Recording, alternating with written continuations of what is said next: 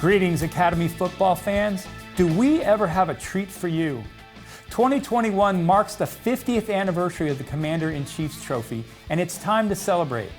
Hello everyone, I'm Graham Knight, and welcome to this special edition of Behind the Lines, the quest for the Commander-in-Chief's Trophy. I know you're expecting confetti cannons and balloons, but that's just not our style. That's more like it. Hopefully that rattled your molars a bit. 50 years ago, Air Force General George Simler proposed the idea of the CIC, a trophy awarded each season in celebration of the best military academy football team. The first trophy was awarded by President Nixon in 1972. By the way, that trophy went to Army, but over the last 50 years, Air Force has won more CICs than either Army or Navy. So that's our backdrop. Over the next hour, we're going to go behind the lines to answer a couple of questions. First, what is it about the Army-Navy matchup that makes it one of the top football rivalries in this country? And second, will the Commanders Classic ever reach those heights? You say you don't know about the Commanders Classic? Don't worry, we'll give you the 411 before the show's over. If you haven't seen us before, the formula is simple. Each week we preview upcoming games, share highlights of the previous week, and take an inside, behind-the-lines look at the players, coaches, and fans that make up military academy football. But I don't do this alone. I've got a couple of special operators that help me get the job done. Say hi to Diane Roberts and Erin Summers, both of whom will be helping me drill down into what makes military academy football so special. So Erin, let's start with the rivalry, Army versus Navy. Usually a December staple in the city that launched American independence. It was an all-out battle then, and each year it's been an all-out fight on the gridiron. What's the story with this rivalry?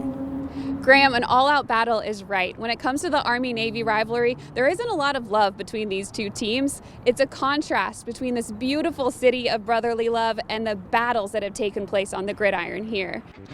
The series began on November 9, 1890, when Cadet Dennis Mahan Mikey accepted a challenge from Naval Academy midshipmen for a football game against the cadets. While the first game took place on the West Point Plain, 89 of the 121 Army-Navy games have been played in Philadelphia. In 1893, a duel almost took place between a Navy admiral and an Army general. Luckily, nobody was hurt in that dust-up. However, it did put this game on hold for 4 years. Because as Oswald H. Ernst, former superintendent of the United States Military Academy, put it, the excitement attending it exceeds all reasonable limits. After 121 contests, the field may look a little different. The style of play is certainly different, and the uniforms have changed over time. But one thing is for sure, the excitement and intensity for this rivalry continues to this very day. It's just a slugfest. It's a bare-knuckle brawl from start to finish, and that's what makes the game so special. Everything's always beat Army, so we finish blue and gold with beat Army. It's just a culture that's created here, and it means a lot to everybody, not just the football team. You're ultimately representing the country on the field, playing a game that you love, and it doesn't really get much better than that. Part of the pageantry and tradition of Army-Navy was interrupted in 2020. The usual neutral site in Philadelphia had to be changed because of the COVID-19 pandemic. For only the 4th time in history, the Army-Navy game was moved to Mikey Stadium in order to allow the cadets and midshipmen to attend the game. The midshipmen from Navy traveled overnight in a squadron of buses in order to be here in time for kickoff. How many college football games have the entire student body from both schools there? Army-Navy, right? I think Army-Navy is about it. It's just one of the many unique traditions surrounding Army-Navy. Nothing tops Army-Navy when it comes to pageantry. Prior to every meeting, the game ball is run from each school to the venue by the Academy Marathon teams. There are midweek bonfires, pranks, which have included the kidnapping of each school's mascots, and the prisoner exchange. All the academies have exchange cadets from the other academies, and they'll do pranks on the exchange cadets all week. You know, they'll make them wear, whatever, a duck costume, something that makes them stand out at the academy, and have a lot of fun with that. And then before the game, they'll do a prisoner exchange where they let those cadets go sit with their student body at the game. The cadets and midshipmen march in formation. There are flyovers and paratroopers to bring in the game ball.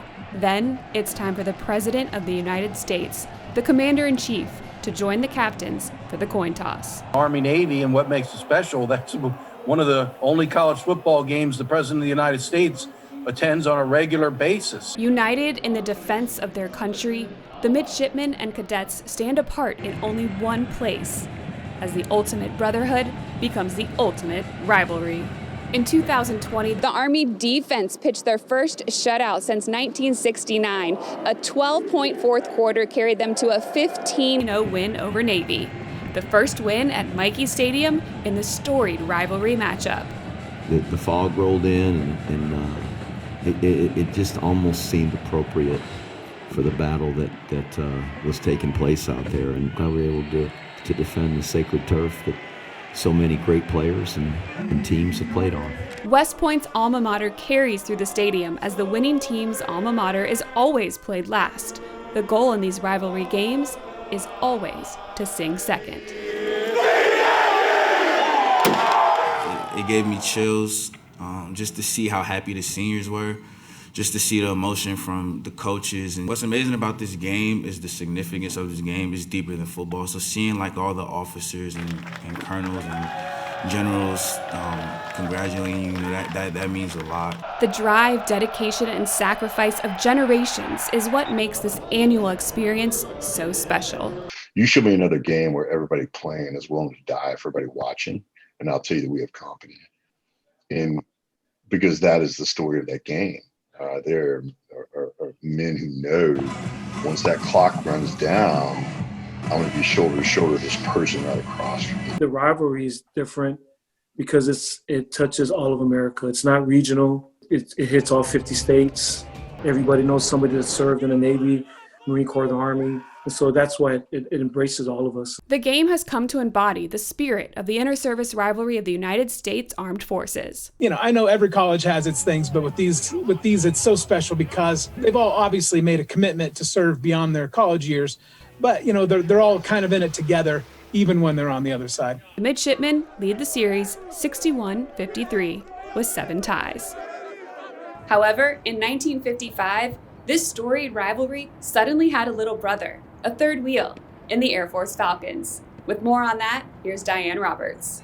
Erin, that inaugural season for Air Force football back in 1955 was a tryout of sorts. The first Air Force team played only 8 games and mostly against freshman squads. But it wasn't too long before the Falcons from the Rockies showed they would be a force to be reckoned with. In just its 4th year of existence, Air Force capped off an undefeated season, going 9-0-2 and ranked 8th in the nation. And in 1959, Air Force had its first matchup with the Cadets of Army. On Halloween, at a neutral site in the Bronx, New York, the teams fought to a 13-13 tie. A year later, the Falcons played their first game against Navy and were crushed at the hands of the midshipmen 35-3. Air Force would play only one other service academy, and that was only sporadically over the next decade. But in 1972, the Falcons would add both Army and Navy to its schedule, and thus the advent of the Commander-in-Chief's Trophy. Awarded by the President of the United States every year to the team with the best record against the other 2 service academies, Air Force actually has the most trophies in the glorious 49-year history of the award. 20 times the Falcons have taken home the CIC. When Behind the Lines, the quest for the Commander-in-Chief's Trophy continues, I'll have the story of a rivalry within a rivalry, and it gives a whole new meaning to brother against brother. Stay with us. We'll be right back.